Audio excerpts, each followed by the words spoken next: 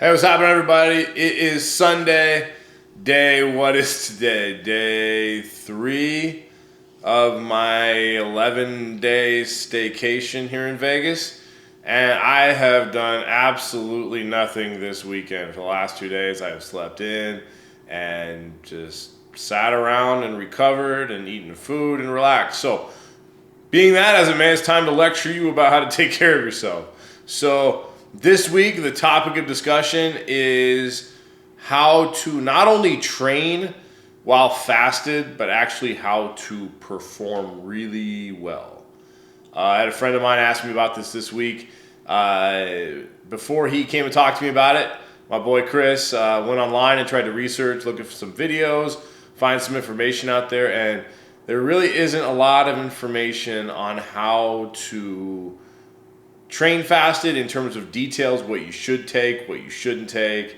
And there's some information on how to live fast, but there's not really a lot of information on how to perform really well while training hard fasted. So this has been sort of a bit of a hobby, but more of a way of life, I guess, for anything, over the last, say, 5 or 6 years for me. And I have more or less kind of figured it out in my mind. So I want to walk you through a couple things to think about. What we're going to do is we're going to start off talking about basic rules of a fast, why you would want to fast, what's going to break a fast. I'm not going to go into too much detail because you'll get bored and I'm going to get bored talking about it.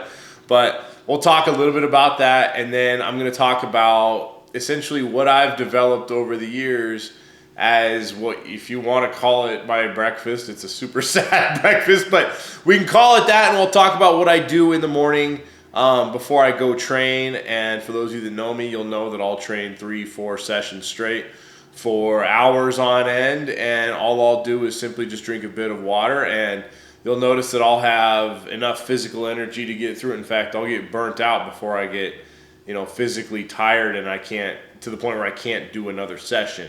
Notwithstanding Jordan Levitt wearing my ass out from beating me up. But anyways, so let's not get too sidetracked here. Let's talk about it. So why would you even want to train fasted? Well, number one, you're not going to be worried about shitting your pants while training, because that's originally how I started. I'm like, man, I don't want to be training all day and have to take a dump, because I'm gonna worry about that, and it's a weird phobia that sort of manifested into this. But more importantly than that, the reason why you'd want to train fasted is because, quite simply, it allows your body to tap into its stored energy, i.e. your fat cells, and use that for energy. So it helps you, lose weight if you're trying to lose weight. It helps you maintain weight if you're trying to, say, fight in a weight class-based sport and you need to maintain your weight. It makes it a little bit easier, gives you a little bit more flexibility. It helps you burn fat faster. It's actually good for your brain. As you fast and you train, you get into a state of autophagy, and brain-derived neurotrophic factor and nerve growth factor increases. Things I've talked about in my past videos. So a lot of those things can happen. Also, too, if you do train in the morning while fasted, the timing of it's pretty interesting, because your growth hormone secretes overnight, and then in the morning it remains high until you eat something. Growth hormone and insulin are inversely related. So say if you are a normal person, you do what normal people do, and you eat in the morning, your growth hormone will immediately drop. But if you don't eat in the morning and you keep your insulin low, your growth hormone remains as high as it can for a lot longer while you are awake and training. And that provides some pretty interesting benefits. Obviously, nobody's going to pretend that growth hormone hasn't been used as a performance-enhancing drug, and the reason why: it's great for recovery, it's great for fat burning, it's great for brain health, it's great for joint health, it's great for injury recovery and prevention.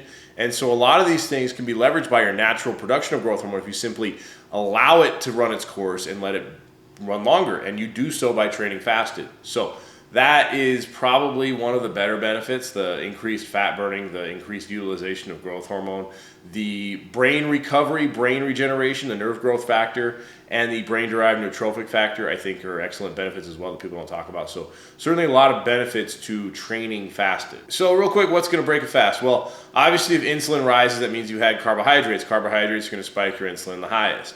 So basically any food at this point, any sort of processed manufactured food. I don't think we need to go over what carbohydrates are. in my videos. If you're watching them, I think you're on that point. The difficult part is with proteins. So obviously meat is going to break a fast. Any sort of protein is going to increase glucagon-like peptide 1, which in turn triggers a release in your intestines of insulin so that the amino acids can be shuttled into the cells and used for energy. The issue is some supplements are protein amino acid based and some are non-protein amino acid based. And this is the distinction that I think is really important to make here. So if you're interested in a complete list of protein-based amino acids, things that if you do take them in supplement form will break a fast, reach out to me personally. I'll be more than happy to give you a list of that. But realistically, the things you're going to want to worry about if you take any of them are like L-glutamine for like overall gut health. I don't think a lot of people do that. I don't do that. But really those are about it in serious supplement form. There are some minerals like magnesium glycinate that does have a glycine molecule attached that you wouldn't want to break a fast, but we're going to go down rabbit holes, and I'm going to drift off of my talking if I start going down that rabbit hole, but I'm going to tie it all together at the end with my protocol and why I've developed it. So we're going to go that route. But the other thing too is fats. And so fats can be okay to drink like before a fast. So for example, if you wanted to have like some cream with your coffee, if like your morning ritual is really important to you, it's not the worst thing.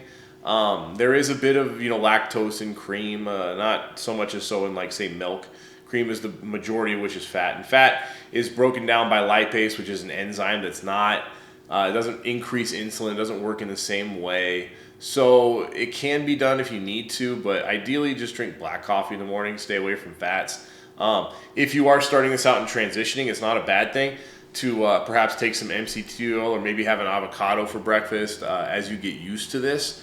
But once you get used to it, it's actually pretty simple to do without any food. So rather than go through a history lesson of how I've developed my protocol, let me go ahead and just give it to you straight and tell you why I do what I do. So the first thing I do is I have a double espresso every morning of organic coffee. I make it in a Breville Barista Pro, I think is the model I have. One of those bougie ass white people espresso machines. Grind the beans fresh every morning, but I do a pretty heavy pour of a double espresso, and then I have a nootropic stack that I take. I take theocrine. I take some curcumin every morning. I can give you the direct dosages, but most of you already have this information and watch this video. And I take the Gorilla Mind nootropic stack. Now, I chose the Gorilla Mind nootropic stack for a specific reason because it doesn't have rice flour, it doesn't have maltodextrin, it doesn't have any sort of fillers in it. It's very clean as far as fasting ingredients go. And then turmeric is one of those things that maybe could break a fast, but realistically it's not high in carbohydrates. And actually turmeric and curcumin have been shown to enhance the benefits of autophagy of the cell recycling process as you go through fasting. Obviously the anti-inflammatory benefits are why I take it, because I'm beat to hell all the time and it's nice to have some pain relief. And I've found that it works really well for me. So even if there is a bit of fast breaking, say from like the cellulose that's used to make up the actual like pill structure, if that does break a fast, it's small and minuscule and would only spike insulin for a bit. But due to my activity level as I train, I don't really worry about it if it does happen at all, but I honestly don't think it does. And then I have my own pre-workout that I've developed now. I've made this from scratch every morning for a couple of reasons. So this is important. I'm going to go over the recipe, and I'll give you why I'll put in each ingredient. I'll talk about why I did what I did.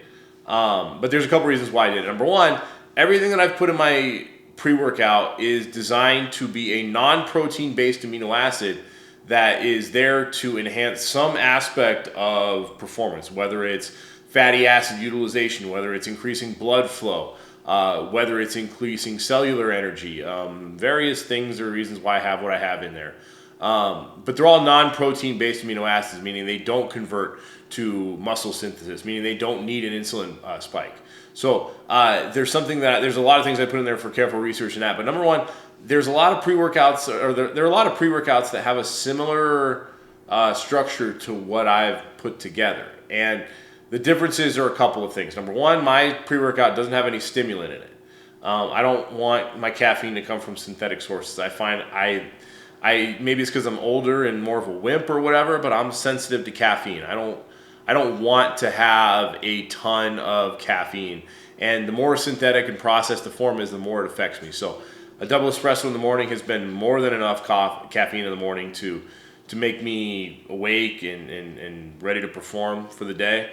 But also too, that a lot of pre-workouts have maltodextrin in it, which is a synthetic polysaccharide that actually is more powerful than even table sugar or white bread. It's the highest on the glycemic index possible, meaning that nothing will give you a bigger insulin spike than taking maltodextrin. Now, maltodextrin is incredibly useful for, say, recovering from a weight cut when you need to replenish a ton of glycogen right away, which is obviously what insulin does. It shuttles water and fuel into the cells. But in the morning for a pre-workout, especially if you're trying to train fasted, it's the exact opposite of what you want to do. And very few, if any, commercial pre-workouts eliminate that. Number two, I shouldn't say I don't like, because I like the neon flavors of a lot of these pre-workouts. I like the neon colors. They're freaking delicious. And especially if they're like cold in the morning and you mix them with sparkling water, it tastes amazing. I love Bang energy drinks. I love the flavor of all of that stuff. But it is so far removed from anything that's remotely natural that at this point in my life, in my late 30s, the last thing I want to do is ingest any of that just synthetic neon colored stuff. It sounds old and crotchety, but it doesn't make me feel good. It doesn't help with the workout at all. So that's why I've developed my own. So let's talk about the recipe. So this video is getting pretty long and I don't really want to sit through editing it at this point. So I'm going to leave the complete pre-workout recipe in the description below, as well as links to buy all of the components of it. But I'm going to go down the list and talk pretty quickly about why I put what I put in there. So the first is acetyl-l-carnitine, and acetyl-l-carnitine is a fantastic non-protein based amino acid that will actually help utilize fatty acids, mobilize them throughout your body, and then help them into the cells to be used for energy. So as you're obviously training without food, your body's going to use stored fat, and this compound makes it much more efficient to do so. Now, I've chosen about 5 to 6 grams. I don't measure it every morning. I'm not that anal. I do a big heaping tablespoon of it. So it could be potentially more. But at least 5 grams typically seems to be efficacious dose. The problem with oral acetyl-l-carnitine is that it's not very bioavailable. It's absorbed at a relatively low percentage. There is injectable acetyl-l-carnitine that is relatively difficult to get. If you're really crazy about it, you could do that. But the point is it's not necessary, and this has worked just fine. I've done it for years. I've never injected acetyl-l-carnitine because I don't want to look for it, to be honest with you. But maybe after my pack runs out, I'll do that. So 5 grams of acetyl-l-carnitine. I do 5 grams of L-citrulline. I don't want the malic acid. The malic acid is a precursor to lactic acid. It ends up being a filler. L-citrulline specifically as an isolated compound is a great vasodilator. So it helps increase blood flow. It helps lower your blood pressure. It helps increase blood flow to the body. So obviously oxygen is going to flow faster as well. And so it's a really nice performance enhancer from that aspect. And all of this stuff, by the way, is completely USADA or WADA approved. None of it's on their banned list. It's not something that would be, pop you on a drug test or anything like that. It's simply normal ways to enhance your performance that are widely recognized as legal. The next one is taurine. Taurine's a great source for some clean energy, a non-stim sort of an energy. Again, cellular energy production. I use L-carnosine. I started kind of using it as an experiment because L-carnosine is a dipeptide between beta alanine and histidine, and it's sort of a beta alanine precursor. Now, I like beta alanine. I do use beta alanine in my pre-workout as well. We'll get to that as I go down the list. But I started using this as an experiment, and I really like how it feels. It's difficult at this point to tell you if that specifically made a difference. I think it did. But the reason why it's hard to say is it's expensive. It's expensive. It's like $50 for like 100 grams. So realistically, $50 will last you maybe a couple months if you use this recipe. I like it. I think it's worth adding, but if you're trying to be price happy, the rest of it's relatively cheap for bulk. So, you don't have to go crazy with it, but I like it. So I use creatine monohydrate, obviously, for the cellular production. It lends a phosphate group to adenosine diphosphate to adenosine triphosphate as it's processed for energy in the cellular level. It's actually a really useful tool. And all of those components in particular are all valuable nootropics as well. So they all enhance cognitive function, they all enhance brain performance, and fasting in and of itself does as well. I think if you did this regimen for a few weeks, you'd be pretty surprised as to how sharp you would feel mentally. I use betaine anhydrous. I use about 3 grams of that in my pre-workout. And the reason why I do that, it's a hyperhydration agent. You've heard me talk about this in my weight cut video. Certainly one of my components of refueling from a weight cut. I will crank this much higher for rehydration from a weight cut. It creates tonicity between the cells and actually creates a polarity by which water will be sucked into your cells. It's a very interesting scientific component that especially post weight cut is great. But for training fasted, obviously if you're not eating, your body's going to be sweating more, you're going to be losing more electrolytes, you're going to be losing more water. And if you ever train with me, you notice I don't drink a ton of water. Relative to maybe what you think I would or what other people would, and this is one of the main reasons why. It's a fantastic hyperhydration agent. I use Beta Alanine in there as well, about 3 grams, and Beta Alanine is one of those things that I use because I like how the tingle feels. It's really about it, if I'm being honest. Like, I don't think it has any sort of a legitimate use as far as a performance enhancer or a cognitive anything. I don't think it enhances much, to be honest with you, in the ways of athletic performance, but it feels really cool. And I come from an era where pre-workouts were straight fucking junk, and people just cranked them, and you needed to feel crazy to use it. And that tingle was the thing that let me know it was working, right? And so it's sort of a Pavlovian response in my mind. I use it for that. But honestly, you could leave it out. Some people don't like that feeling, and it's really not going to make a difference one way or the other, but I like it, so I leave it. As far as adaptogenic mushrooms, I buy them in powder form because it ends up being a little bit cheaper. I probably should buy them in pill form because they are disgusting tasting.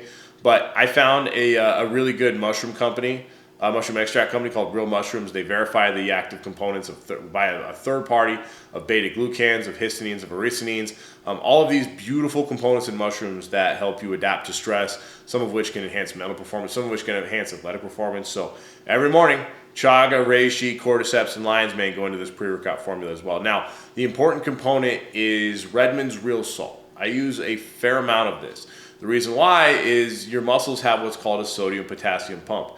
They work by exchanging sodium and potassium ions, and there's a hormone in your body called vasopressin that regulates the amounts of these. Now, this is the problem. If you aren't eating food before you train, you're going to be sweating a significant amount more, and you're going to be losing a lot more water than you would otherwise because you have nothing in your system to hold on to it. You don't have any carbohydrates.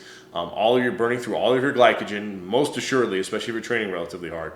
So you don't have a lot holding on to your electrolytes, and they leave faster. So it's important to load up in the morning of salt. Now, I can certainly tell you anecdotally, I have taken a lot of salt, but I've also taken potassium with it as well. And it can be a decent performance enhancer. But potassium, for whatever reason, I wish I could tell you why, but potassium supplements are largely unnecessary unless you're recovering from a weight cut, at which point they're extremely necessary. But day-to-day training fasted, a good chunk, a good sprinkle of like a good quality Himalayan salt, ideally Redmond's real salt because it comes from a deep underground mine in Utah where it was never touched by microplastics. So there's the likelihood of microplastic contamination in that salt is very, very low. It's a bit more expensive, but who cares, man? It's salt. $7 for a pack, and it'll last you a year.